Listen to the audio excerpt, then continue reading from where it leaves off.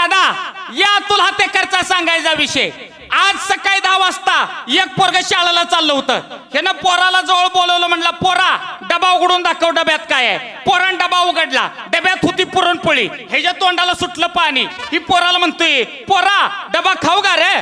पोरग म्हटलं खवाय काका। ही म्हटला घरी आईला काय सांगणार? पोरग म्हटलं आईला सांगणार कुत्र्यानं डबा खाल्ला म्हणून। मावशी या संदीपचा सांगायचा विषय।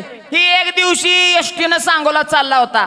सांगोला जात असताना ह्याच्या सीटवर एक आजी येऊन बसली। आजी येऊन बसली ना आजीने याला एक बदाम खायला दिलं। ह्यानं बदाम घेतलं, तोंडात टाकलं। बदाम खात खात यानं आजीला विचारलं, आजी तुमची माझी ओळख ना पाळख, तुमचं माझ्यावर इतकं प्रेम आहे, तुम्ही मला बदाम खायला दिलं? त्या आजी म्हणली कशाचं प्रेम आणि कशाचं काय? अरे मुलका मागाचा बदाम आहे, मी तोंडात टाकत्या। फोडून खायचं म्हटलं तर माझ्या तोंडात एक बी दात नाही।